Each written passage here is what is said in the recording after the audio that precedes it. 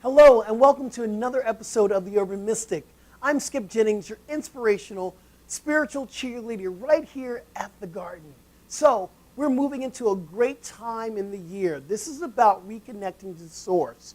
This is now about really tapping into that energy of compassion. It's time to recognize that your subconscious is really your higher self speaking to you. So, we're reconnecting. So this week we're going to talk about the blocks that stop us from understanding our awareness and being aware that we're one in God. Next week we're going to give you an action plan, some tools that you can use to really anchor yourself in this consciousness. And then the last week we talk about self-mastery. How do we master the self so we can really reach for our highest potential and be more than we ever thought we could be? So let's get rocking and rolling. We're talking about the blocks. What are the blocks in our life that stop us from really being aware that we're one in God? I have some key words that we're going to talk about, and let's get rocking. The key word, first one we're going to talk about is compassion. And I believe that one of the things that we must really turn to is all compassion starts with self-compassion. You cannot be compassionate for anyone else if you're not compassionate for yourself. So all the love that you're trying to give out to the world, if it's broken, that is the stuff that you're sending out there. Start with compassion with yourself. The next key word, we're going to talk about peace. Most of us have not made peace with ourselves. What I mean by is, do you really love yourself? Do you really care for yourself? Have you made peace with all your demons? There are things that are coming up in your life that we really need to kind of start to address. We need to make peace with our mind, make peace with our spirits, and make peace with our bodies. Our body temple is a manifestation of our minds and of our spirits. And if we don't have peaceful action happening there, we are walking in a place of discourse. We're walking in a place of that nasty gray energy. So making peace with yourself. Here's your third key word. We're talking about empathy. And empathy, I want to kind of caution you around this. This is a kind of a newer thought around empathy.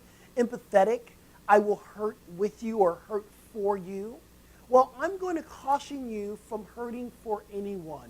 You cannot take on anyone else's pain. You must learn how to help without taking on the vibration of your mother, your father, your sister, your partners. How can we help our families without taking on their crap? Yes, it's crap, and it's not yours, so leave it to them. Help, but not take on their own vibration. Here's your next key word. It's faith.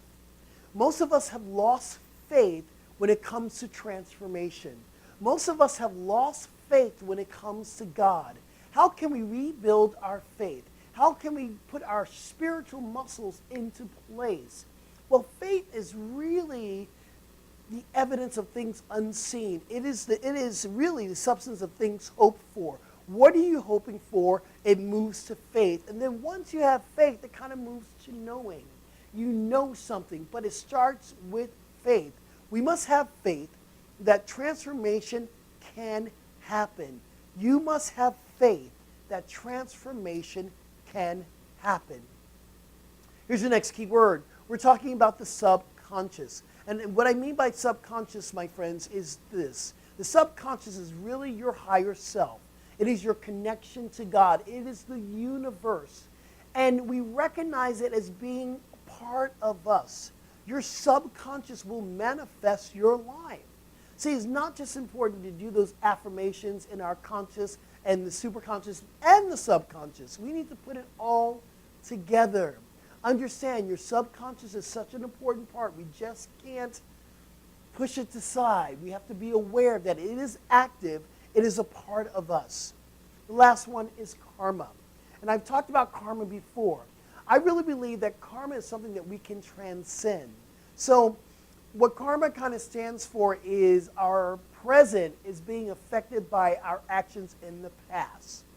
Yes, I really believe karma is a starting place, but I also believe that we can transcend our past. we can transcend all the things that we've done previous and move into the present and build the life that we were meant to build.